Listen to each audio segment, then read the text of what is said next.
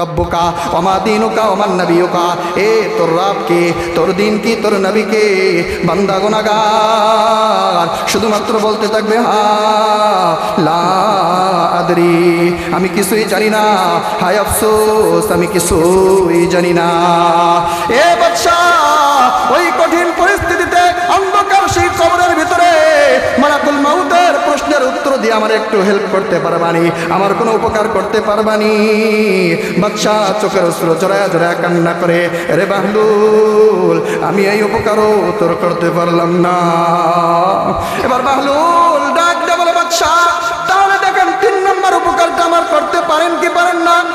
যখন হাসরের ময়দান কায়েম হয়ে যাবে, হাসরের ময়দান এমন ভয়ঙ্কর, এমন ভয়ঙ্কর, মাথার উপরে সূর্য উঠবে, মাথার মগজগুলো ভাতের উতলানির মতো টকবক টকবক করে গলতে থাকবে, পুরাটা জমিন তামাক হয়ে যাবে। জমিনের উত্তপ্ততার কারণে গুনাহগার পাপিষ্ঠের বান্দার পাগুলো গলে গলে পড়তে থাকবে। পুরাটা হাসরের ময়দানে গুনাহগার বান্দা পুরা গলা পর্যন্ত রক্তপুঞ্জের নহরের ভিতরে হাবুডুবু খেতে থাকবে। এই এক পরিস্থিতিতে তাকায়া দেখা যাবে, ওই যে দেখা যায় ফুলসিরাত, ফুলসিরাত বড় ভয়ঙ্কর, এমন ভয়ঙ্কর, ব্লেডের চেয়েও চিকন, হীরার চেয়েও বড় ধারালো। যখন এই বান্দা ফুলসিরাত পার হতে যাবে, বান্দা গুনাহগার ফুলসিরাতে পা দেওয়ার সঙ্গে সঙ্গে কেটে পড়ে যাবে। গুনাহগার চেষ্টা করবে, হাত দিয়ে ফুলসিরাত আটকে ধরার জন্য কেটে পড়ে যাবে, ব্যর্থ হয়ে যাবে, পা দিয়ে পেঁচায় রাখার চেষ্টা করবে, এরপরেও বান্দা ব্যর্থ হয়ে যাবে, হাত পা দিয়ে আটকানোর চেষ্টা করবে, পারবে না। শেষ পর্যন্ত দাঁত দিয়ে ফুলসিরাত কামড়ে ধরার চেষ্টা করবে, বান্দা তাও পারবে না। একটা মুহূর্তে বান্দা ফুলসিরাত থেকে কেটে জাহান্নামে পড়ে যাবে। বাহলুল ডাক দিয়ে বলে, বাদশা ওই ফুলসিরাতের পরে আপনি আমার কোনো উপকার করতে পারবেননি, ওই ফুলসিরাতটা আপনি আমাকে পার করাইয়া আল্লাহর জান্নাতে পৌঁছাইতে পারবেননি। বিবি ডাক দিয়া বলে, স্বামী বহুদিন ধরে তোমার ঘরে সংসার করতেছি, কোনোদিন অভাব কি জিনিস বুঝি নাই, খাবারের কষ্ট কি জিনিস বুঝি নাই, পরনের পোশাকের কষ্ট কি জিনিস আমি কোনোদিন বুঝি নাই। আজকে তোমার ঘরে 2 মাসের খাবারের অভাব, এই জন্য তোমার পেরেশানির শেষ নাই, হয়রানির শেষ নাই, তোমার টেনশনের শেষ নাই। বুঝতে পারছি তোমার ধর্মের ভিতরে থাকলে রিজিকের পেরেশানি করা লাগে, মুহাম্মাদের ধর্মের অনুসরণ করলে রিজিকের কোনো পেরেশানি করা লাগে না। অতএব আমি চলে যাব, জনাবে মুহাম্মদুর রাসূলুল্লাহ সাল্লাল্লাহু আলাইহি ওয়াসাল্লামের ধর্ম গ্রহণ করব। চিৎকার দিয়ে বলেন সুবহানাল্লাহি ওয়া বিহামদিহি। স্বামী ডাক দিয়ে বলে, বিবি আমার, ব্যাপারটা একা একা ভাবার কোনো দরকার নাই, তুমি একা একা বিষয়টা চিন্তা করো, বিষয়টা তা না, বরঞ্চ আমাকেও সঙ্গে করে নিয়ে যাও, আমরা 2 জনেই কালিমা পড়ে মুসলমান হয়ে যাব। মুহতারাম হাজিরিন, আজকের এই ওয়াজ মাহফিল আমরা আসতে পেরেছি, আমাদের মতো অনেক মায়ের সন্তানরা বাইরে ঘোরাফেরা করতেছে, কথা বলেন ঠিক না বেঠিক? সকলেই এখানে আসতে পারবে না। একটা যদি উদাহরণ দেই তাহলে আপনারা সহজেই বুঝবেন। আমাদের দেশের সবচেয়ে একটা দামি জায়গার নাম হচ্ছে সংসদ ভবন, ঠিক না? সচিবালয় দামি জায়গা, দেশের সবচেয়ে বেশি দামি জায়গা। এই জায়গাগুলোতে প্রবেশ করার জন্য পারমিশনের দরকার হয় কি হয় না? পারমিশন ছাড়া কেউ ঢুকতে পারে? আবার যার জন্য পারমিশন মেলে শরীরের সাথে কোনো কিছু নিয়ে যেতে পারে না, কত চেক টেক করে পুরা বডির ভিতরে যা কিছু থাকে সব কিছু জমা রেখে শুধুমাত্র বডিটা নিয়ে ভিতরে যেতে হয়, কথা বলেন ঠিক না বেঠিক? যারা গেছেন তারা জানেন। তো আমাদের দুনিয়ার মানুষের দৃষ্টিতে দেশের একটা দামি স্থানের নাম হচ্ছে সংসদ ভবন। সেখানে কেউ পারমিশন ছাড়া যেতে পারে না, পারমিশনের প্রয়োজন হয়। তো দুনিয়ার একটা দামি জায়গার ভিতরে প্রবেশের জন্য যদি পারমিশনের দরকার হয়, আল্লাহ রসুল সাল্লাল্লাহু আলাইহি ওয়াসাল্লামের উক্তি মোতাবেক এই মাহফিল, কোরআন সুন্নাহর এই আয়োজনের অনুষ্ঠানগুলো, এগুলো হচ্ছে জান্নাতের বাগান। এই জায়গায় আসার জন্য মনে হয় পারমিশনের দরকার নাই। আপনারা কি বলেন? পারমিশন ছাড়া কেউ আসতে পারবে? দুনিয়ার সামান্য একটা সংসদ ভবনে যদি পারমিশন ছাড়া প্রবেশ করতে না পারে, তাহলে জান্নাতের একটা বাগানে মানুষ কিভাবে পারমিশন ছাড়া প্রবেশ করতে পারে? যারা এখানে আমরা আসতে পেরেছি, বুঝতে হবে মহান মালিক রব্বুল আলামিনের পক্ষ থেকে আমাদের আসার জন্য পারমিশন হয়েছে। সুবহানাল্লাহি ওয়া বিহামদিহি। যারা এখনও আসতে পারেন নাই, আশপাশে ঘোরাফেরা করতেছেন, জান্নাতের বাগানের আশপাশে ঘোরাফেরা করতেছেন, এখনও আসতে পারেন নাই, মনে করবেন আপনাদের জন্য এখনও পারমিশন হয় নাই। এজন্য আমি বিনীত অনুরোধ করব, যারা এখনও হাটে বাজারে বা এদিক সেদিক ঘোরাফেরা করছেন, দেরি না করে অতি তাড়াতাড়ি জান্নাতের বাগানে চলে আসুন। মোহতারাম হাজিরিন, আল্লাহ রাব্বুল আলামিনের অসংখ্য অগণিত নিয়ামত রাজির ভিতরে আমরা ডুবে আছি। এই নিয়ামতগুলোর ভিতরে একটা অন্যতম নিয়ামত হচ্ছে আল্লাহ তাআলা আমাদেরকে চতুষ্পদ জন্তু করে সৃষ্টি করেননি, তিনি আমাদেরকে মানুষ করে সৃষ্টি করেছেন। আশরাফুল মখলুকাত, শ্রেষ্ঠ জাতি বানিয়েছেন। শুধু তাই নয়, শুধু মানুষই করেননি, কাফের মুশরিকের ঘরে জন্মদান করান নাই, বরঞ্চ মুসলমানের ঘরে আমাদের জন্মগ্রহণের ব্যবস্থা করে দিয়ে আল্লাহ তাআলা আমাদের শান মান মর্যাদাকে বাড়িয়ে দিয়েছেন। সুবহানাল্লাহি ওয়া বিহামদিহি। শুধু তাই নয়, বিশ্ব পয়গম্বর জনাবে মুহাম্মদুর রাসূলুল্লাহ সাল্লাল্লাহু আলাইহি ওয়াসাল্লামের উম্মত করে আল্লাহ তাআলা আমাদেরকে দুনিয়ায় প্রেরণ করেছেন। যেই নবীর উম্মত হওয়ার জন্য পৃথিবীর সমস্ত নবী রাসূলরা পর্যন্ত আল্লাহর কাছে দরখাস্ত করেছিলেন, আবেদন করেছিলেন, অ্যাপ্লিকেশন করেছিলেন, কোনো নবীর দরখাস্ত কবুল হয়নি। শুধুমাত্র পয়গম্বর ঈসা আলাইহিস সালাতু ওয়াস সালামের দরখাস্ত আল্লাহ তাআলা কবুল করেছেন। কিয়ামতের আগ মুহূর্তে তিনি এই জমিনে আগমন করবেন। যেই মুহূর্তে তিনি আসবেন জেরুজালেমের বাইতুল মুকাদ্দিসে। সেখানে এসে আসরের নামাজের আগ মুহূর্তে তিনি বাইতুল মাকদিসের ছাদে আগমন করবেন। মুসল্লিরা আসরের নামাজের জামাতের জন্য কাতারবন্দি হয়ে দাঁড়িয়ে যাবেন। ইমাম সাহেব নামাজ পড়ার জন্য মুসল্লায় দাঁড়িয়ে যাবেন। এমতো এক মুহূর্তে পয়গম্বর ঈসা আলাইহিস সালাতু ওয়াস সালাম সিঁড়ি বেয়ে বেয়ে নিচের দিকে নামবেন। ঈসা আলাইহিস সালাতু ওয়াস সালামকে দেখার সঙ্গে সঙ্গে ইমাম সাহেব তার মুসল্লাকে ছেড়ে দেবেন, বলবেন আজকে আপনি নামাজ পড়ান। পয়গম্বর ঈসা আলাইহিস সালাতু ওয়াস সালাম বলবেন, আমি নবী হয়ে দুনিয়াতে আসিনি, আমি উম্মত হয়ে এসেছি, অতএব ইমাম হয়ে নয় মুসল্লি হয়ে নামাজ আদায় করতে চাই। কেমন নবী আমরা পেয়েছি! এই নবীর উম্মত হওয়ার জন্য আমরা কোনোদিন দরখাস্ত করেছিলাম, দোয়া করেছিলাম? কোনো কিছু করি নাই। বিনা চাওয়ায় আল্লাহ তাআলা আমাদেরকে শেষ নবী জনাবে মুহাম্মদুর রাসূলুল্লাহ সাল্লাল্লাহু আলাইহি ওয়াসাল্লামের উম্মত বানিয়ে শ্রেষ্ঠত্বের মালা আল্লাহ তাআলা আমাদের গলায় পরাইয়া জমিনে পাঠাইছেন। এই পরিমাণ সম্মান আল্লাহ তাআলা আমাদেরকে দিয়েছেন। তো কেমন নবী! যেই নবীর উম্মত হওয়ার জন্য অন্যান্য নবীরা পর্যন্ত দোয়া করেছিলেন। কোন দিক থেকে তুলনা করবেন? যেই দিক থেকে তুলনা করবেন সেদিক থেকেই আমার নবী শ্রেষ্ঠ। যদি আপনি একজন বাবা হিসেবে তুলনা করেন, তাহলে আমার নবী জনাবে মুহাম্মদুর রাসূলুল্লাহ সাল্লাল্লাহু আলাইহি ওয়াসাল্লাম জমিনের বুকে শ্রেষ্ঠ আদর্শবান বাবা। যদি সন্তান হিসেবে তুলনা করেন, আমার নবী শ্রেষ্ঠ আদর্শবান সন্তান। যদি ইমাম হিসেবে তুলনা করেন, আমার নবী শ্রেষ্ঠ আদর্শবান ইমাম। যদি স্বামী হিসেবে তুলনা করেন, আমার নবী শ্রেষ্ঠ আদর্শবান স্বামী। যদি রাজনীতিবিদ হিসেবে তুলনা করেন, আমার নবী জমিনের আদর্শবান রাজনীতিবিদ। আর যদি আপনি প্রেসিডেন্ট হিসেবে তুলনা করেন, তবে আমি বলবো বিশ্ব পয়গম্বর জনাবে মুহাম্মদুর রাসূলুল্লাহ গভর্নমেন্ট অফ মদিনার শ্রেষ্ঠ শ্রেষ্ঠ শ্রেষ্ঠ আদর্শবান প্রেসিডেন্ট। চিৎকার দিয়ে বলেন ঠিক না ঠিক? আদর্শ গ্রহণ করলে এই নবীরই করা দরকার। আজকে তো আমরা যাদের আদর্শ গ্রহণ করেছি তার মুখেও দাঁড়িয়ে নাই, আমার মুখেও দাঁড়িয়ে নাই। আমি যারা নেতা মানি সেও নামাজ পড়ে না, আমিও নামাজ পড়ি না।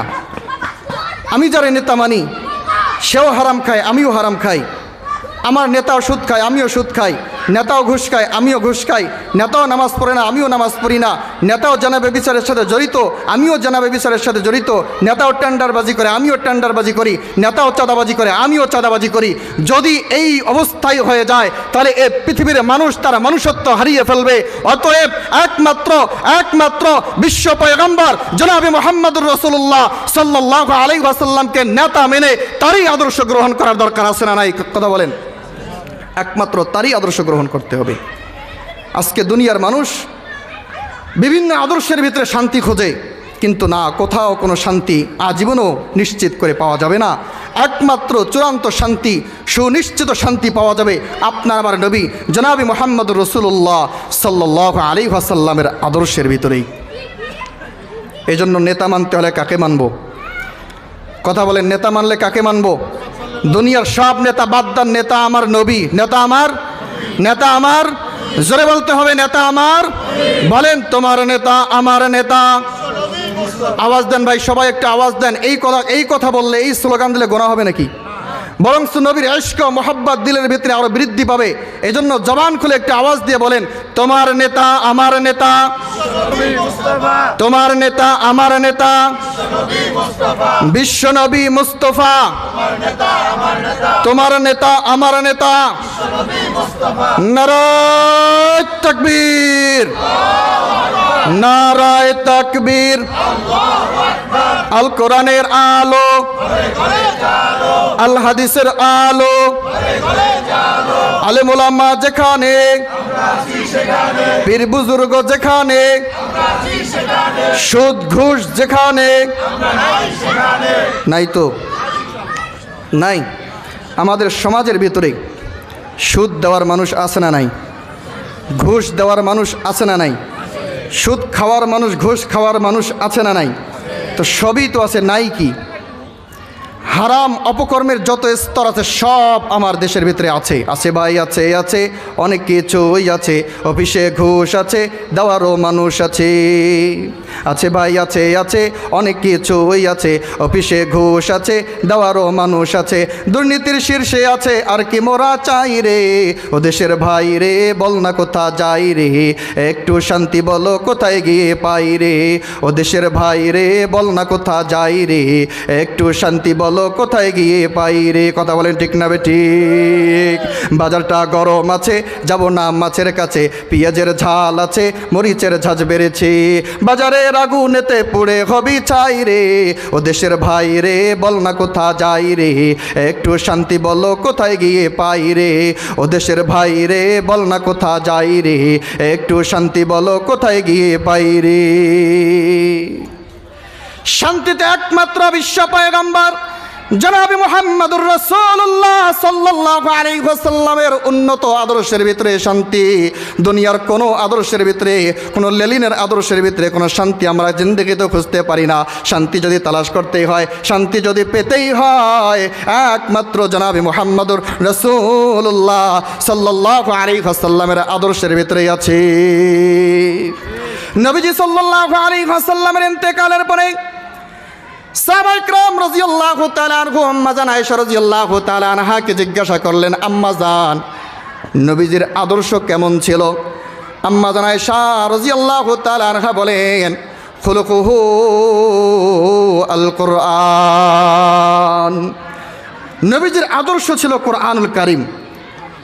সরাসরি বলছেন কোরআনুল কারীমটাই নবীজির আদর্শ। কোরআনের মতো শব্দ বলেন নাই, কারণ মতো বললে এর ভিতরেই একটু কমতি থেকেই যায়, সমস্যা থেকেই যায়। যদি আমি বলি এই মাইকটা কেমন, আপনারা বলবেন অমুক ভাইয়ের মাইকের মতন, তাহলে মতো বললে হুবহু নাও হতে পারে। এই জন্য আম্মা জান আয়েশা বলছেন খুলুকুহু আল কোরআন, নবীর চরিত্র, নবীর আদর্শ হচ্ছে কোরআন। কোরআনে আমরা যা পড়ি, যা পাই, সবটাই নবীর আদর্শ।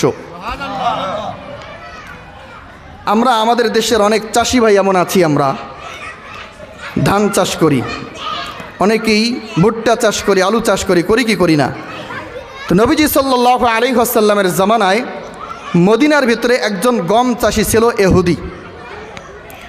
মদিনায় তো শুষ্ক মাটি, সেখানে সব ধরনের ফসল ফলাদি উৎপন্ন হয় না। সেখানে দুইটা মাত্র ফসল, বর্তমানে শুধুমাত্র খেজুর। ওই সময় গম উৎপন্ন হতো। তো এই ইহুদি কৃষক প্রতি বছর এই পরিমাণ গম সে পেত, যে এই পরিমাণ গম দিয়ে তার পূর্ণ একটা বছর অতিক্রম হয়ে যায়, কোনো সমস্যা হয় না। তো এই বছর সে যে পরিমাণ গম পেয়েছে, অনুমান করে দেখে যে এই পরিমাণ গম দিয়ে তার 10 মাস সুন্দরভাবে চলে, বাকি 2 মাস তার জন্য টানা পড়ে যায়। তো ইহুদির যখন টানা পড়ে যায়, বড় পেরেশানি, বড় টেনশনের শেষ নাই। তো শেষ নাই যখন তার পেরেশানির, পরামর্শ করার তো কোনো মানুষ নাই, একমাত্র পরামর্শের জায়গা তার নাম বিবি। কথা বলেন ঠিক না ঠিক? আমরা পারিবারিকভাবে যত কিছুই করি না কেন, শেষমেশ পরামর্শটা বিবির সাথেই করি। তো বিবির কাছে ইহুদি যা বলে যে, বিবি সাহেব, এতদিন তো খুব সুখে শান্তিতে দিন অতিক্রম করেছি, এই বছর তো আমরা এই পরিমাণ গম পেয়েছি, 10 মাস চলবে, বাকি 2 মাস আমরা কিভাবে চলবো? বিবি সাহেব ডাক দেয়া বলে, স্বামী আমার, শুনেছি মদিনার বুকে একজন নবীর আগমন ঘটেছে, মুসলমানদের নবী জনাবি মুহাম্মদুর রাসূলুল্লাহ সাল্লাল্লাহু আলাইহি ওয়াসাল্লামের নাম শুনেছি। কোনো ব্যক্তি যদি তার কাছে কোনো বিষয়ের পরামর্শের জন্য যায়, একটু গরম পানির ব্যবস্থা বা চাটার ব্যবস্থা করে, কোনো ব্যক্তি যদি ওই মুহাম্মাদের কাছে কোনো বিষয়ের পরামর্শের জন্য যায়, তাহলে এমন পরামর্শ দেয় তার পরামর্শ মোতাবেক সকল ব্যক্তি সফলতা অর্জন করে। আপনি যান, চলে যান, মুহাম্মাদের দরবারে যান, এই বিষয়টা পরামর্শ করেন।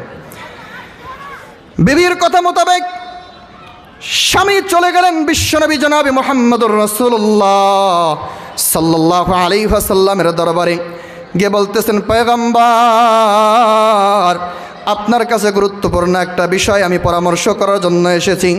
নবীজি ডাক দিয়ে বললেন, এ ব্যক্তি তুমি কে? তোমাকে আমি চিনি না, কি জন্য আসছো তুমি বলো। ওই ব্যক্তিটা বলে, ইয়া রাসূলুল্লাহ, ইয়া হাবিবাল্লাহ, আমি আপনার দরবারে আমার বিবির পরামর্শ মোতাবেক আগমন করেছি। আমি প্রতি বছর এই পরিমাণ গম পেতাম, যেই পরিমাণ গম দিয়ে সারা বছর আমার পরিবারের ভরণ পোষণ, খরচ আদি, খাবার দাবার সব কিছু বন্টন হয়ে মেনটেন হয়ে যেত। কিন্তু এই বছর আমি এই পরিমাণ গম পেয়েছি, অনুমান করে দেখলাম যে এই গম দিয়ে 10টা মাস সুন্দরভাবে চলবে, বাকি 2 মাস আমাদেরকে না খেয়ে থাকতে হবে। আপনার কাছে পরামর্শ করতে এসেছি, এই 2 মাস আমরা কিভাবে চলবো? নবীজি সাল্লাল্লাহু আলাইহি ওয়াসাল্লাম রাহমাতুল লিল আলামিন নবী ডাক দিয়ে বললেন, এ আগন্তুক, কৃষক, তোমার ঘরের ভিতরে যেই পরিমাণ গম আছে, ওই গমগুলো থেকে 2 বস্তা গম তুমি মদিনার গরিব মানুষের ভিতরে বিলীন করে দাও। ব্যক্তি গেছিল পরামর্শ করার জন্য যে 2 মাস আমি কেমনে চলবো। ওয়াজ সঠিক হয়েছে না উল্টা হয়েছে? উল্টা না? আমাদের নজরে উল্টাই বলবে, আমাদের চেতনা, আমাদের দৃষ্টিভঙ্গি উল্টাই বলবে।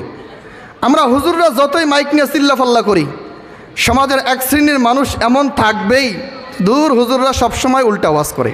কথা বলেন ঠিক না বেঠিক? আমরা হাজারো বুঝাই, একটু তার বুঝের বাইরে চলে গেলেই ওয়াজ হয়ে যায় উল্টা। তো নবীজি সাল্লাল্লাহু আলাইহি ওয়াসাল্লাম বলছেন যে, তুমি তোমার ঘরের ভিতরে থেকে যা গম আছে, এখান থেকে 2 বস্তা গম তুমি মদিনার মানুষের ভিতরে বিলীন করে দাও।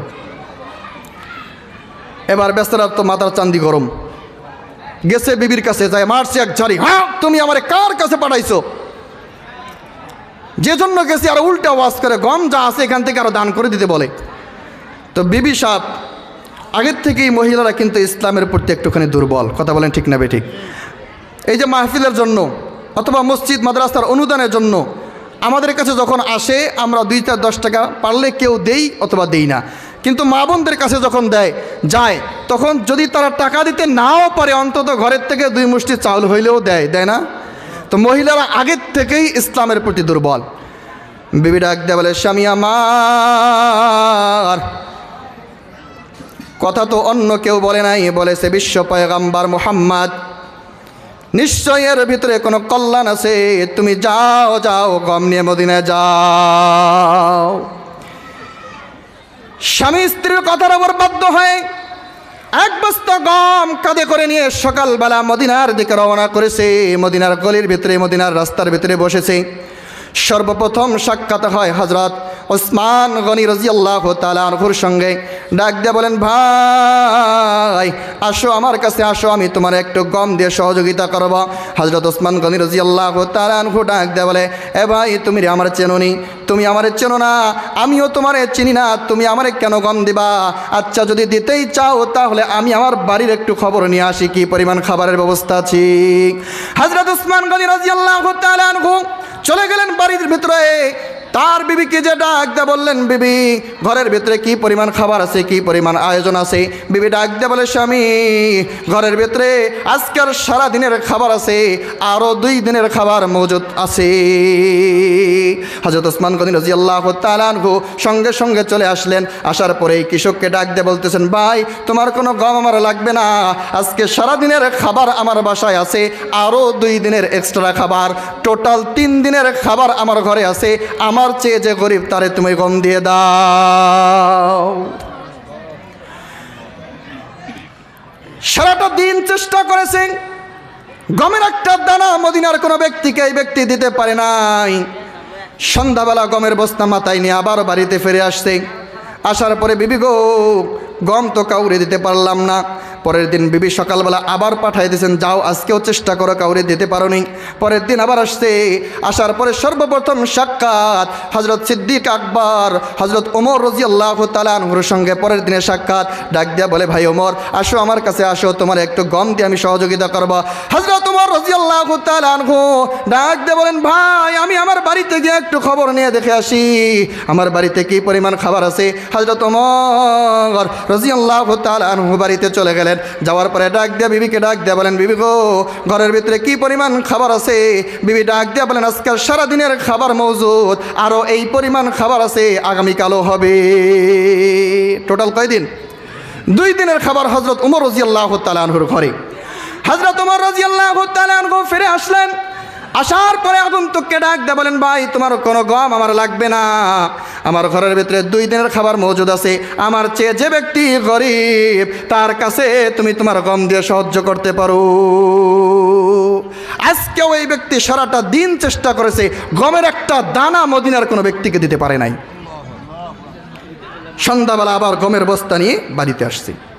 3য় দিনে আবারও বিবির রিকোয়েস্টে আবার চলে গেছে। 3য় দিনে যাওয়ার পরে সাক্ষাৎ হয়েছে হযরত আবু বকর সিদ্দিক রাদিয়াল্লাহু তাআলা আনহুর সাথে। ডাক দিয়েছেন, ভাই আবু বকর এদিকে আসেন, আপনাকে একটু গম দেব। হযরত আবু বকর রাদিয়াল্লাহু তাআলা আনহু একই কথা, বাড়িতে খবর নিয়ে দেখি আগে। হযরত আবু বকর রাদিয়াল্লাহু তাআলা আনহু বাড়িতে গেলেন।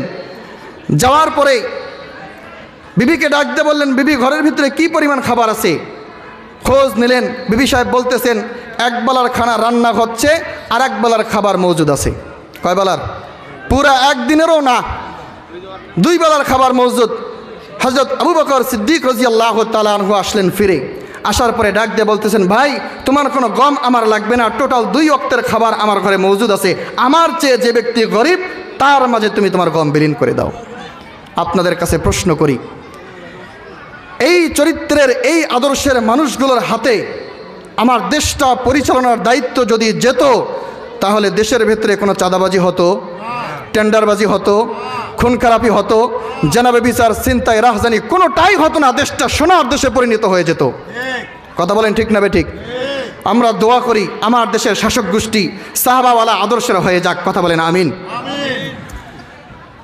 তো ব্যক্তি দুপুর হয়ে গেছে, কাউরে একটা দানা গম দিতে পারলো না।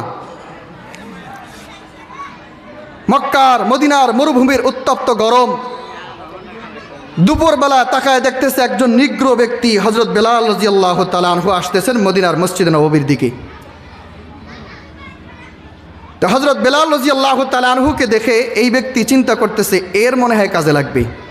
দেখতেও লোকটা জীর্ণ শীর্ণ, পরনে তেমন সুন্দর কোনো পোশাকও নাই, কালো মানুষ, নিশ্চয়ই মদিনার কোনো মানুষ না, বাহিরের মানুষ, তার অবশ্যই গম লাগবে, তার উপকার লাগবে।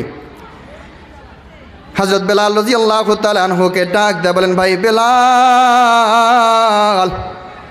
আপনার মনে হয় খুব কষ্ট আছে, আপনি আমার কাছে আসেন, আপনার একটু গম দিয়ে আমি সাহায্য করতে চাই, সহযোগিতা করতে চাই। হযরত বেলাল রাদিয়াল্লাহু তাআলা আনহু ডাক দিয়ে বললেন, ভাই তোমার কোনো গমের বোঝার আমার দরকার নাই। ওই যে তাকায়া দেখো, আমার আজানের সময় হয়ে গেছে, জোহরের আজান দেব একটু পরে, নবীজি সাল্লাল্লাহু আলাইহি ওয়াসাল্লাম বের হয়ে আসবেন, জোহরের নামাজ পড়বেন। তাকায়া দেখো মসজিদে নববীর পাশে খানা রান্না হচ্ছে, সালাম ফিরাবো, নামাজ শেষ করবো, সাহাবায়ে কেরাম দস্তর বিছায়া দেবেন, আমি বেলাল এক কোনায় গিয়ে নবীজি সাল্লাল্লাহু আলাইহি ওয়াসাল্লামের সাথে বসবো, খেয়ে নিব, আমার আলাদা কোনো পেরেশানির দরকার নাই। তোমার গমের বস্তা তুমি নিজে নিয়ে যাও, তোমার গমের বোঝা আমি বহন করতে চাই না। কাউরে একদানা গম দিতে পারলো না। হযরত বেলাল রাদিয়াল্লাহু তাআলা আনহু এমন ব্যক্তি, আসলেই তার দরকার। অত্যন্ত গরিব মানুষ ছিলেন, অসহায় ছিলেন, থাকার কোনো জায়গা ছিল না, পরনের তেমন সুন্দর কোনো পোশাক ছিল না, পেটে সুন্দর কোনো খাবার ছিল না। কিন্তু নবীজি সাল্লাল্লাহু আলাইহি ওয়াসাল্লামের আদর্শ সাহাবায়ে কেরামের ভিতরে ঢুকে গেছে। নবীজি সাল্লাল্লাহু আলাইহি ওয়াসাল্লাম বলেন, আল গিনা গিনান নফস, প্রকৃত ধনী হচ্ছে আত্মার ধনী, যার মনটা ধনী সেই ধনী। আমরা তো যাদেরকে ধনী বলি, যার বড় বড় মিল ফ্যাক্টরি আছে, বড় বড় কয়েকটা বিল্ডিং আছে, গাড়ি বাড়ির অভাব নাই, তারই আমরা ধনী বলি। বলেন এই রকম ধনীর কোনো সংজ্ঞা পৃথিবীর কোনো মানুষ দিয়েছে যে এই পরিমাণ সম্পদের মালিক হলে সেই ব্যক্তিকে ধনী বলা হবে? পৃথিবীর কোনো বৈজ্ঞানিক, কোনো দার্শনিক এরকম সংজ্ঞা দিছে? না, দেয় নাই। কিন্তু আমার নবী বলেন, আল গিনা গিনান নফস, যার আত্মা ধনী, যার নফসটা ধনী, সেই ব্যক্তি হচ্ছে প্রকৃত ধনী। তো হযরত বেলাল, তার থাকার সুন্দর জায়গা নাই, পরনে সুন্দর পোশাক নাই, পেটে খাবার নাই, এরপরেও নবীজি সাল্লাল্লাহু আলাইহি ওয়াসাল্লামের ঘোষণা মোতাবেক আত্মার ধনী বড় ধনী, হযরত বেলাল শ্রেষ্ঠ ধনী। হযরত বেলালের গমের প্রয়োজন নাই, বলেন ভাই তুমি যাকে মন চায় তাকে দিয়ে দাও, আজাইরা আমি বোঝা টানতে পারবো না। এই ব্যক্তি শেষমেশ সন্ধ্যাবেলা আবার গমের বস্তা মাথায় করে নিয়ে বাড়িতে চলে গেছে। যাওয়ার পরে বিবিকে ডাক দিয়ে বলে, বাবি খুব চেষ্টা করলাম, 3 দিন ধরে কাউরে একটা গমের দানা পর্যন্ত দিতে পারলাম না, ব্যাপারটা কি? তো বিবি তো বুঝছে ব্যাপারটা কি। নবীজি তো এই জিনিসটাই বোঝাতে চেয়েছিলেন যে তোমার ঘরে 10 মাসের খাবার আছে, বাকি 2 মাস কেমনে চলবা, এই জন্য তোমার টেনশনের পেরেশানির শেষ নাই। অথচ তাকায় দেখো মদিনার সাহাবীদের দিকে, 3 দিনের খাবার ঘরে, 2 দিনের খাবার ঘরে, 2 ওয়াক্তের খাবার ঘরে, 1 ওয়াক্তেরও খাবার নাই, তারপরে তোমার থেকে এক দানা গম কেউ নিল না। এটাই তো নবীজি দেখাইতে চেয়েছিলেন। তো বিবি ডাক দিয়ে বলেন, ব্যাপারটা মনে হয় বোঝো নাই না, ফিডার খাও, ঘুমাও, রাত্রে ঘুমাও, সকালবেলা টের পাইবা। সকাল হয়ে গেছে, সারা রাত্র স্বামী স্ত্রী ঘুমাইছে। আজকে বিবি অতি তাড়াতাড়ি সকাল সকাল ঘুম থেকে উঠে হাত মুখ পরিষ্কার করে সুন্দর করে সাজুগুজু হয়ে স্বামীকে ঘুম থেকে ডাক দেয়, বলে স্বামী আমার বিদায় দান, বিদায় দান, আমি আপনার কাছে থাকবো না, চলে যাব মুহাম্মাদুর রাসূলুল্লাহ সাল্লাল্লাহু আলাইহি ওয়াসাল্লামের দরবারে। সুবহানাল্লাহি ওয়া বিহামদিহি। তো স্বামী ডাক দিয়ে বলে, বিবি কেন তুমি এমনটা করতেছো? বলা নাই, কওয়া নাই, কেন তুমি আমাকে ছেড়ে চলে যাবা? বিবি ডাক দিয়ে বলে, স্বামী বহুদিন ধরে তোমার ঘরে সংসার করতেছি, কোনোদিন অভাব কি জিনিস বুঝি নাই, খাবারের কষ্ট কী জিনিস বুঝি নাই, পরনের পোশাকের কষ্ট কী জিনিস আমি কোনোদিন বুঝি নাই। আজকে তোমার ঘরে 2 মাসের খাবারের অভাব, এই জন্য তোমার পেরেশানির শেষ নাই, হয়রানির শেষ নাই, তোমার টেনশনের শেষ নাই। বুঝতে পারছি তোমার ধর্মের ভিতরে থাকলে রিজিকের পেরেশানি করা লাগে, মুহাম্মাদের ধর্মের অনুসরণ করলে রিজিকের কোনো পেরেশানি করা লাগে না। অতএব আমি চলে যাব, জনাব মুহাম্মাদুর রাসূলুল্লাহ সাল্লাল্লাহু আলাইহি ওয়াসাল্লামের ধর্ম গ্রহণ করব। চিৎকার দিয়ে বলেন সুবহানাল্লাহি ওয়া বিহামদিহি।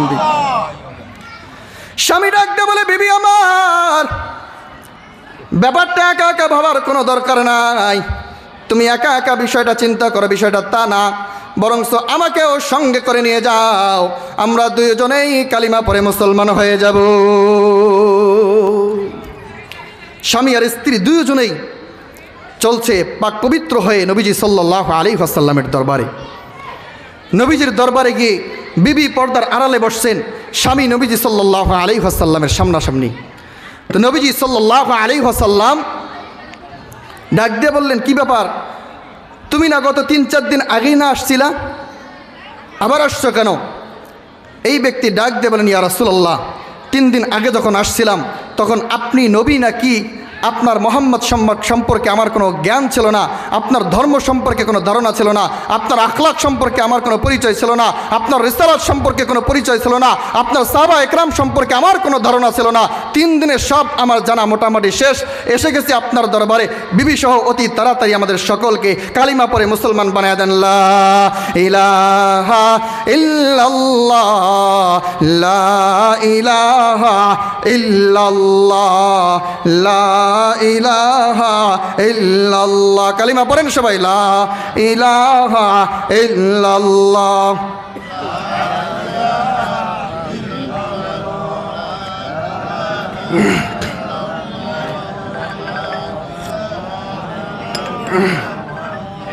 লা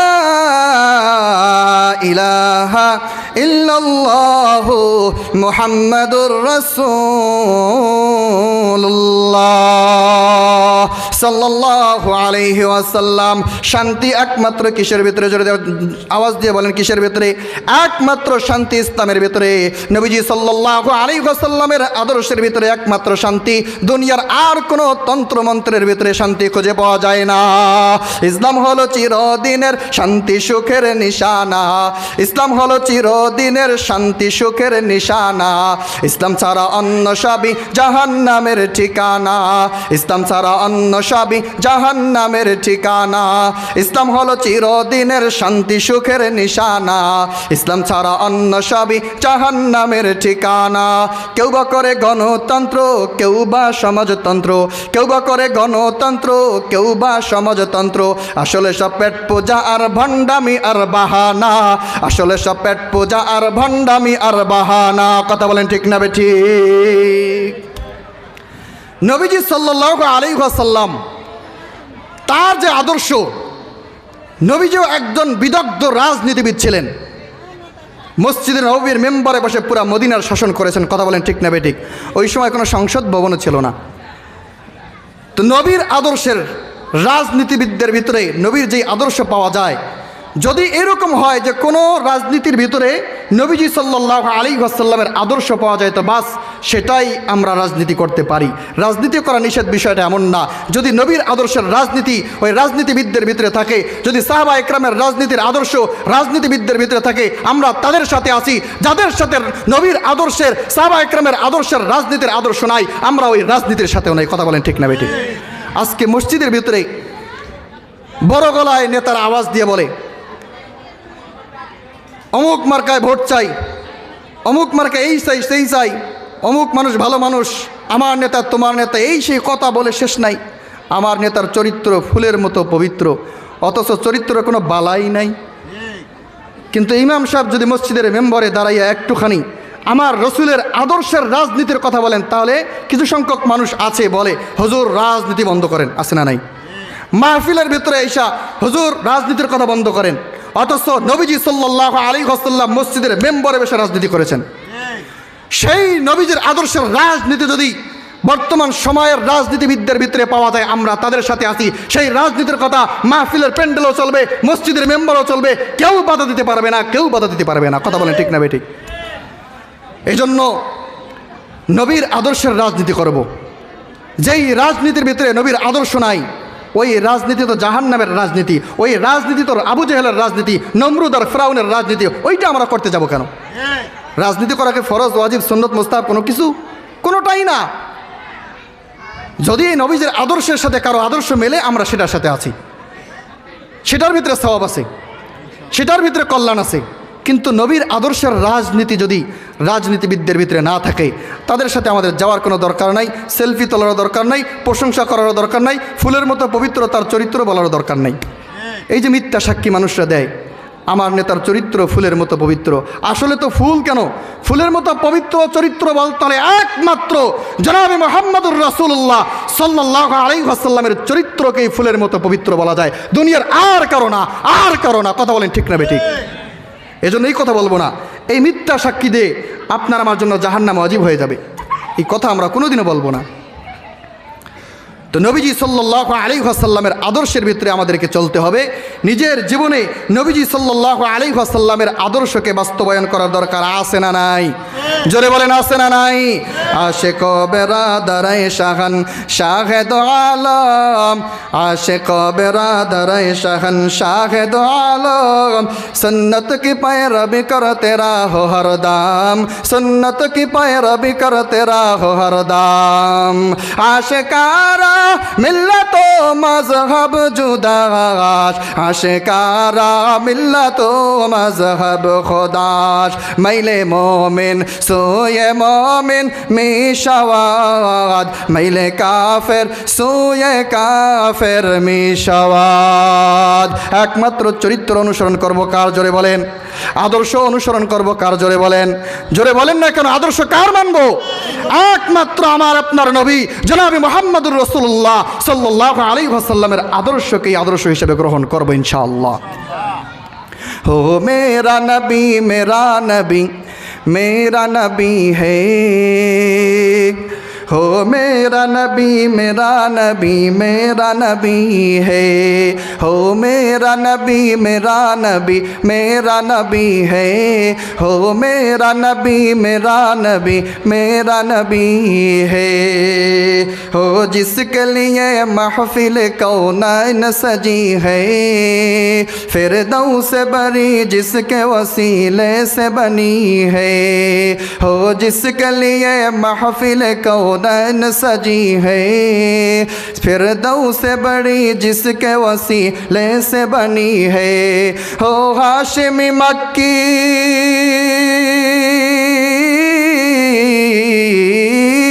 हो हाशिमी मक्की मदनी युल अरबी है हो मेरा नबी मेरा नबी मेरा नबी है बोलन ना हो मेरा नबी मेरा नबी मेरा नबी है हो मेरा नबी है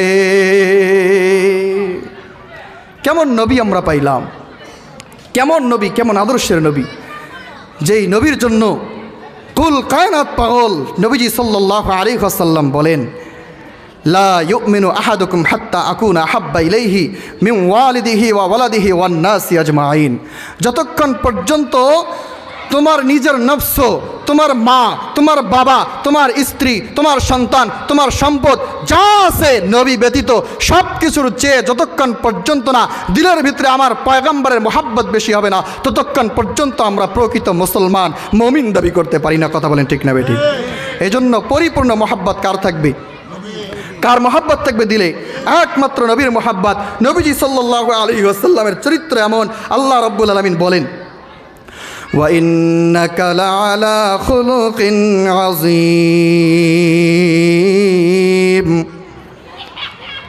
খুলুকে আজিম শব্দ আল্লাহ তাআলা ব্যবহার করেছেন নবীর চরিত্রের ক্ষেত্রে মহান চরিত্র আল্লাহ তাআলা পৃথিবীতে অনেক নবী রাসূল প্রেরণ করেছিলেন সকলেরই চরিত্র ভালো সুমহান চরিত্র কিন্তু আজিম শব্দ কোনো নবীর ক্ষেত্রে আল্লাহ তাআলা প্রয়োগ করেন নাই ব্যবহার করেন নাই কারো ক্ষেত্রে বলেছেন খুলুকে হাসান খুলুকে আহসান খুলুকে জামিল অনেক শব্দ আল্লাহ তাআলা প্রয়োগ করেছেন সুন্দর চরিত্রের কথা বলেছেন কিন্তু একমাত্র আপনার আমার নবীর ক্ষেত্রে আল্লাহ রাব্বুল আলামিন বলেন খুলুকে আজিম ওয়া ইন্নাকা লাআলা খুলুকিন আজিম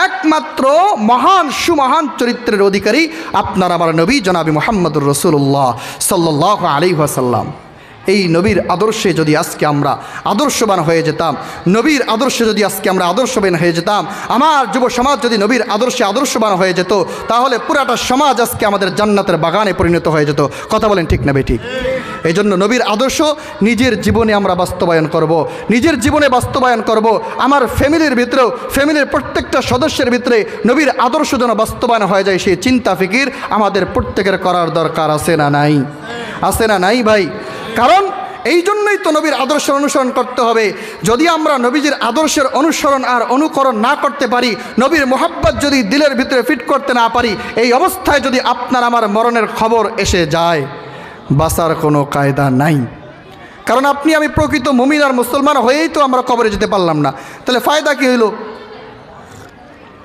কোনো লাভ হইল না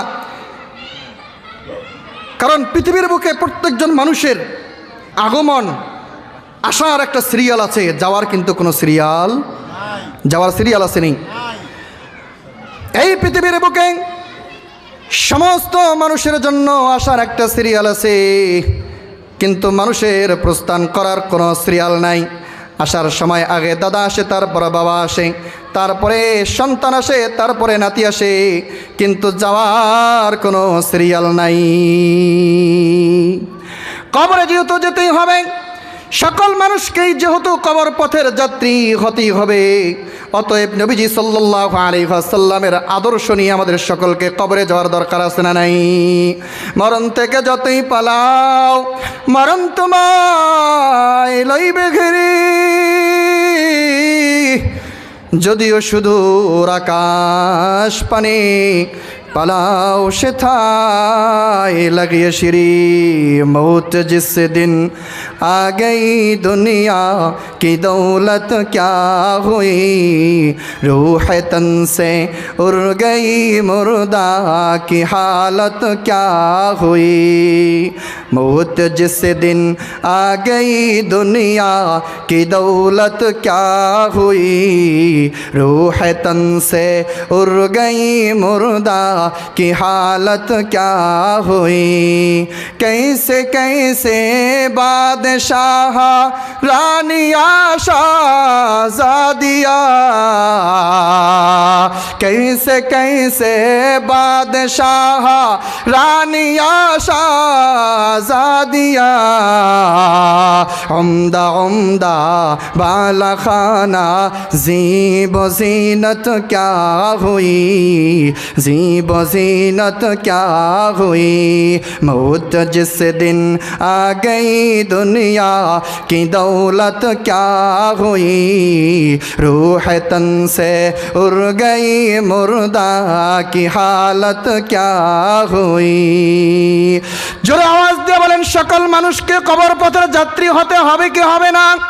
আজকে আমরা মুসলমান মুমিন নিজেদেরকে দাবি করি মাহফিলের প্যান্ডেলের ভিতরে বসেছি, কিন্তু আমার যে একদিন মালাকুল মাউত সামনে চলে আসবে, মালাকুল মাউত যেদিন সামনে চলে আসবে, এই দুনিয়ার সমস্ত মায়ার বন্ধন আপনার আমার ছিন্ন করে দেবে। শীতের রাত্রের ভেতরে বিবিকে, আদরের বিবিকে আমরা একই কম্বলের নিচে বসে ঘুমাই পড়ি, একই কম্বলের ভিতরে নিয়ে ঘুমাই পড়ি, আদরের কলিজার টুকরা সন্তানটাকে নিয়ে কম্বলের ভিতরে নিয়ে ঘুমাই পড়ি। মেরে দোস্ত, বিষয়টা এমনও হতে পারে সকালবেলা হয়তো বা আপনি আর আমি ঘুম থেকে উঠে দেখব আমি আছি, আমার বিবির লাশটা পড়ে আছে, আমার বিবির লাশের ভিতরে রুহ নাই, আমি আছি, আমি জিন্দা আছি, এমনটাও হতে পারে। আমার কলিজার টুকরা সন্তানের লাশ পড়ে আছে, সন্তানটা আর দুনিয়ায় নাই, এমনটাও হতে পারে। হয়তো ঘুম থেকে উঠবেন, আমার বিবি আমার সন্তান তাকায় দেখবে,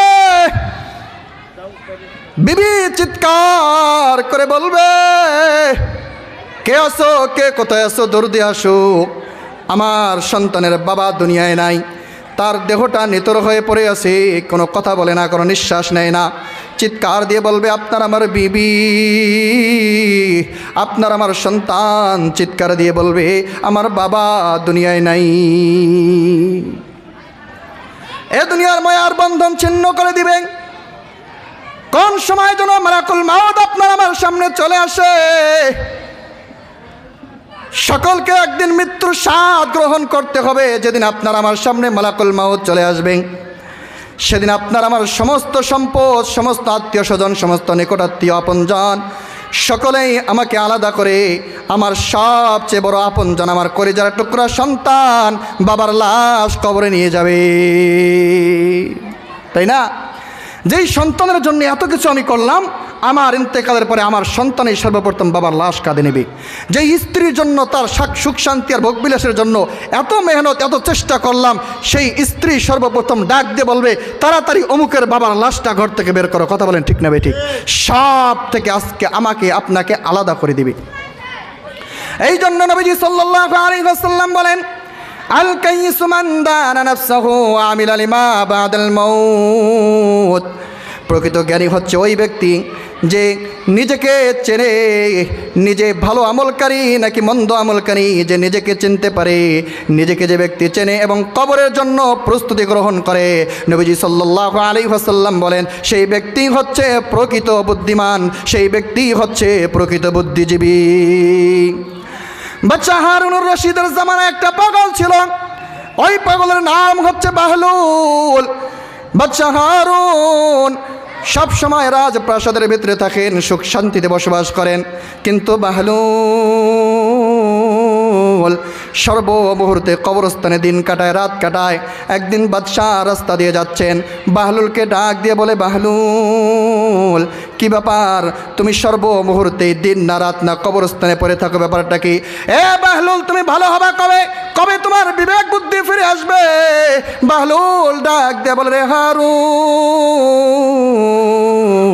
তুমি কবে ভালো হইবা রে, তুমি কবে ভালো হইবা? এ বাদশাহ তুমি কবে ভালো হইবা? তোমার ভিতরে কবে জ্ঞান আসবে? তুমি আর কতদিন পাগলামি করবা? বাদশাকে যখন পাগল বলেছে, সঙ্গে সঙ্গে বাদশার মেজাজ গরম হয়ে গেছে।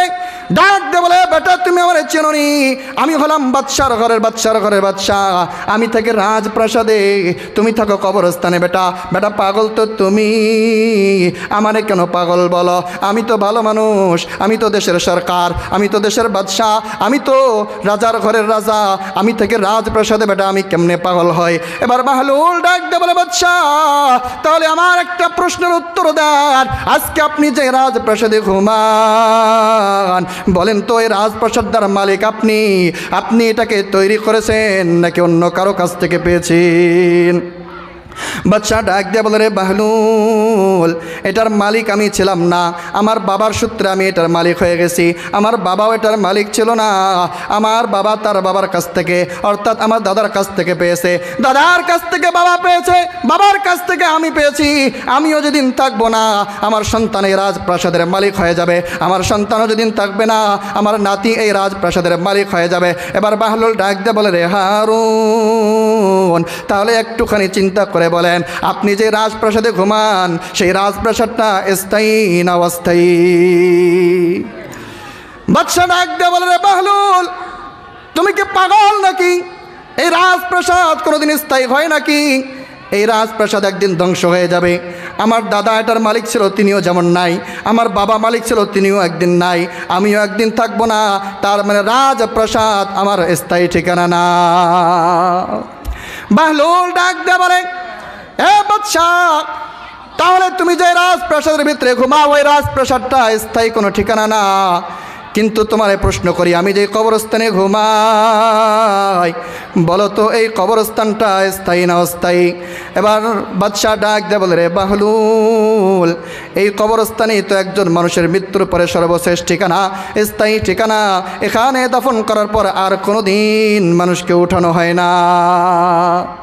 এবার বাহলুল ডাক দিয়ে বলে, বাদশাহ তাহলে একটু গভীর চিন্তা করে বলেন তো, বাদশাহ আপনি থাকেন অস্থায়ী ঠিকানায়, আমি থাকি স্থায়ী ঠিকানায়। বাদশাহ একটু গভীর চিন্তা করে বলেন, পাগল আমি না পাগল আপনি? বাদশাহর মাথা ঘুরে গেছে। ডাক দিয়ে বলে, রে বাহলুল এ বেটা তুই আমার এমন কথা শোনাইলি, আমি তো চিন্তা করে দেখলাম রে বেটা, পাগল তুই না, তুই তো বুদ্ধিমান, পাগল বড় আমি। রে বাহলুল তুই আমার এমন কথা শুনাইলে রে বাহলুল, আমার মাথাটা ঘুরে গেল, আমার কলিজাটা ফিরায় দিলি রে বাহলুল। চা রে বেটা কি চাবি, এই মুহূর্তে যা চাবি আমি বাদশাহ তোর তাই দিয়া দিব। বাহলুল ডাক দে বলে, বাদশাহ আপনার কোনো উপকার আমার লাগবে না, আপনার কোনো কিছু আপনার কাছ থেকে আমার পাওনা নাই, কোনো কিছু চাওয়ার নাই। বাদশাহ বারবার ডাক দেয় বলে, রে বাহলুল চার বেটা কি চাবি, তোর একটু উপকার করতে আমার মন চায়। বাহলুল ডাক দেয় বলে, বাদশাহ যদি উপকার আমার করতেই চান, তিনটা উপকার আমার করবেন, দেখেন আপনি পারেন কি পারেন না। এক নাম্বার উপকার, যখন আমার সামনে মালাকুল মাউত চলে আসবে, মালাকুল মাউত এমন ফেরেশতা যখন কোনো গুনাহগার বান্দার সামনে চলে আসে, মালাকুল মাউতের এমন ভয়ঙ্কর আকৃতি দেখার সঙ্গে সঙ্গে গুনাহগার বান্দা এমন পিপাসা লেগে যায়, 7 সমুদ্রের পানিও যদি পান করানো হয় পিপাসা নিবারণ হয় না। বাদশাহ আপনি যদি আমার উপকার করতে চান, ওই মালাকুল মাউত আমার সামনে যখন হাজির হয়ে যাবে, মালাকুল মাউত হাজির হওয়ার সঙ্গে সঙ্গে গুনাহগার বান্দা তাকায় দেখে মালাকুল মাউতের পা দুইটা জমিনে, মাথাটা সপ্ত আকাশে, একটা হাত থেকে পূর্ব দিকে আর একটা হাত থেকে পশ্চিম দিকে, পুরা পৃথিবী তার দুইটা ডানা থাকে। তার চোখের ভিতরে সমুদ্রের ঢেউয়ের মতো জাহান্নামের আগুনগুলো ঢেউ খেলতে থাকে। প্রত্যেকটা পশমের গোড়া দিয়ে আগুনের স্ফুলিঙ্গ বের হতে থাকে। গুনাহগার বান্দা ওই মালাকুল মাউতের ভয়ঙ্কর আকৃতি দেখার সঙ্গে সঙ্গে বান্দা বেহুশ হয়ে যায়, তার চক্ষুগুলো উল্টায়া ফেলে। হযরত পয়গম্বর মুসা আলাইহিস সালাতু ওয়াস সালাম আজরাইল আলাইহিস সালাতু ওয়াস সালামের সঙ্গে তার বন্ধুত্বের সম্পর্ক ছিল। আজরাইলকে ডাক দিয়ে বলেন, দোস্ত, দুনিয়াতে কত মানুষের জান তুমি কবজা করলা, জানতে চাই কোন গুনাহগার বান্দার জান যখন তুমি কবজা করো তখন তোমার আকৃতিটা কেমন ভয়ঙ্কর হয়, আমারে একটু দেখাইবানি। আজরাইল ডাক দিয়ে বলে, পয়গম্বর, আপনি সেই আকৃতির ভয়ানকতা আপনি বরদাস্ত করতে পারবেন না। পয়গম্বর মুসা আলাইহিস সালাতু ওয়াস সালাম বারবার রিকোয়েস্ট করেন, আজরাইল একবার দেখতে চাই, আজরাইল একবার দেখতে চাই, আমার একটাবার দেখার সুযোগ করে দাও। পয়গম্বরকে ডাক দিয়ে বলেন তার চক্ষুটা বন্ধ করেন। পয়গম্বর মুসা চক্ষু দুইটা বন্ধ করে দেয়। বন্ধ করার সঙ্গে সঙ্গে যে আজরাইল তার ভয়ঙ্কর আকৃতি ধারণ করে। পয়গম্বর মুসা চক্ষু খুললেন। একবার দেখার সঙ্গে সঙ্গে পয়গম্বর মুসা বেহুশ হয়ে জমিনে পড়ে যায়। হুশ যখন ফিরে আসছেন, হুশ ফিরে আসার সঙ্গে সঙ্গে পয়গম্বর মুসা ডাক দিয়ে বলেন, এ দুনিয়ার মানুষ, গুনাহগার পাপিষ্ঠ বান্দার জন্য জাহান্নামের আগুন দরকার নাই, আজরাইলের ভয়ঙ্কর আকৃতি তার শাস্তির জন্য যথেষ্ট। বাহলুল ডাক দিয়ে বলে, বাদশাহ, ওই এক কঠিন পরিস্থিতিতে আপনি আমার কোনো উপকার করতে পারবেননি, ওই মালাকুল মাউতের হাত থেকে আমারে বাঁচাতে পারবেননি। বাদশাহ ডাক দিয়ে বলে, রে বাহলুল, এ বাহলুল, এই উপকার আমি তোর করতে পারবো না। বাদশাহ লজ্জিত হয়ে চক্ষু দিয়ে কান্না করে, বাদশার চক্ষু দিয়ে অশ্রু ঝরে আর কান্না করে ডাক দিয়ে বলে, রে বাহলুল, আমি এমন উপকার তোর করতে পারবো না, দুনিয়ার কোনো মানুষও তোর এই উপকার করতে পারবে না। এবার বাহলুল ডাক দিয়ে বলে, বাদশাহ, তাহলে দেখুন আমার 2 নম্বর উপকার আপনি করতে পারেন কিনা। যখন আমার রূহটা কবজ হয়ে যাবে, মানুষ কাফন পরাইয়া যখন আমাকে জানাজা দেওয়ার পরে যখন কবরে শোয়া দিবে, ওই কবর বড় ভয়ঙ্কর। নবীজি সাল্লাল্লাহু আলাইহি ওয়াসাল্লাম বলেন, আল কবরু রাউযাতুম মিন রিয়াজিল জান্নাহ আও হুফরাতুম মিন হুফারিন নার। কবরটা হয়তো বান্দার জান্নাতের টুকরা হবে, নয়তোবা জাহান্নামের একটা গর্ত হবে। আমার লাশ কবরে শোয়ান করার সঙ্গে সঙ্গে যখন দুনিয়ার মানুষগুলো চলে আসবে, আসার পরে মুনকার নাকির আপনাকে আমাকে কবরের ভিতরে উঠায় বসাবে। বসানোর পরে প্রশ্ন করবে, মান রব্বুকা ওমা দীনুকা ওমান নবিয়ুকা, এ তোর রব কে, তোর দিন কি, তোর নবী কে। বান্দা গুনাহগার শুধুমাত্র বলতে থাকবে, হা লা আদরি, আমি কিছুই জানি না, হায় আফসোস, আমি কিছুই জানি না। এ বাদশাহ, ওই কঠিন পরিস্থিতিতে অন্ধকার সেই কবরের ভিতরে মালাকুল মাউতের প্রশ্নের উত্তর দিয়ে আমার একটু হেল্প করতে পারবানি, আমার কোনো উপকার করতে পারবানি। বাদশাহ চোখের অশ্রু জড়ায়া জড়ায়া কান্না করে, রে বাহলুল, আমি এই উপকারও তোর করতে পারলাম না। এবার বাহলুল ডাক দে বলে, বাদশাহ, তাহলে দেখেন 3 নম্বর উপকারটা আমার করতে পারেন কি পারেন না। যখন হাসরের ময়দান কায়েম হয়ে যাবে, হাসরের ময়দান এমন ভয়ঙ্কর, এমন ভয়ঙ্কর, মাথার উপরে সূর্য উঠবে, মাথার মগজগুলো ভাতের উতলানির মতো টকবক টকবক করে গলতে থাকবে, পুরাটা জমিন তামা হয়ে যাবে। জমিনের উত্তাপ্ততার কারণে গুনাহগার পাপিষ্ঠের বান্দার পাগুলো গলে গলে পড়তে থাকবে। পুরাটা হাসরের ময়দানে গুনাহগার বান্দা পুরা গলা পর্যন্ত রক্তপুঞ্জের নহরের ভিতরে হাবুডুবু খেতে থাকবে।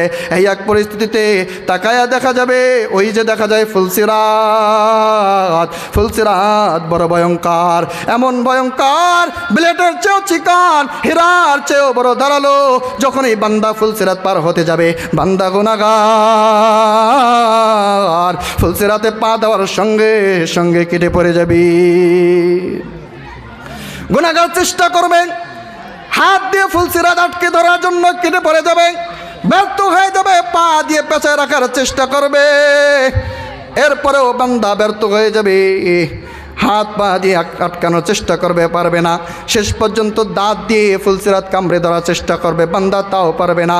একটা মুহূর্তে বান্দা ফুলসিরাত থেকে কেটে জাহান্নামে পড়ে যাবে। বাহলুল ডাক দেয়া বলে, বাদশাহ ওই ফুলসিরাতের পরে আপনি আমার কোনো উপকার করতে পারবেন নি, ওই ফুলসিরাতটা আপনি আমাকে পার করাইয়া আল্লাহর জান্নাতে পৌঁছাইতে পারবেন নি। বাদশাহ মাথাটা নিচের দিকে দিয়ে কান্না করে আর ডাক দে বলে, রে বাহলুল আমি তোর কোনো উপকার করতে পারলাম না, আমি করতে পারলাম না। দুনিয়ার কোনো ব্যক্তি তোর এই 3 উপকারের কোনোটাই করতে পারবে না। বলেন এই 3টা উপকার, 3 উপকারের কোনোটা দুনিয়ার কোনো মানুষ কেউ করতে পারবে? তাহলে কি করা লাগবে আমাদের? যদি আমার কবরে যদি আমি শান্তিতে থাকতে চাই, তাহলে আমার জন্য কর্তব্য হচ্ছে নবীর আদর্শকে আপনার আমার জীবনে বাস্তবায়ন করা। মাথার চুল থেকে নিয়ে পায়ের পাতা পর্যন্ত প্রত্যেকটা অঙ্গ প্রত্যঙ্গে নবীর আদর্শকে বাস্তবায়ন করা, নবীর সুন্নাহকে বাস্তবায়ন করা। আমার ব্যক্তিগত জীবন, আমার পারিবারিক জীবন, আমার সামাজিক জীবন, আমার রাষ্ট্রীয় জীবন, আমার আন্তর্জাতিক জীবন, সর্বক্ষেত্রে একমাত্র জনাবে মুহাম্মদুর রাসূলুল্লাহর সুন্দর চরিত্র আর আদর্শকে বাস্তবায়ন করলেই কেবলমাত্র সফলতা অর্জন করা যাবে। তখনই মাত্র সফলতা অর্জন করা যাবে, এছাড়া পারা যাবে না। আজকে তাকায় দেখেন সমাজের যুবকদের অবস্থার দিকে। যুবকরা মাথার থেকে নিয়ে পায়ের পাতা পর্যন্ত আজকে যুবকরা পশ্চিমা বিজাতীয় অসভ্য জাতিদের সভ্যতাকে বাস্তবায়ন করার চেষ্টা করছে। যদি আজকে এই যুবকরা আমার নবী জনাবে মুহাম্মদুর রাসূলুল্লাহ সাল্লাল্লাহু আলাইহি ওয়াসাল্লামের আদর্শকে অনুকরণ করত, তাহলে এই যুবকের চেহারার ভিতরে আমার নবীর সুন্নাত দাড়ি পাওয়া যেত। এই যুবকের চেহারার ভিতরে এই যুবক পড়তে 5 ওয়াক্ত নামাজ পড়তো। এই যুবকের মাথার চুলের কাটিং আমার নবীর সুন্নাহ মোতাবেক হতো। এই যুবকের চলাফেরা, যুবকের আচার অনুষ্ঠান, যুবকের সব কিছু আপনার আমার নবী জনাবে মুহাম্মদুর রাসূলুল্লাহ সাল্লাল্লাহু আলাইহি ওয়াসাল্লামের অনুকরণেই হতো। আর যখন এইটা হয়ে যেত, তখন পুরাটা সমাজ আপনার আমার সব কিছু আপনার পরিবার সহ জান্নাতি পরিবার হয়ে যেত। কথা বলেন ঠিক না বেঠিক?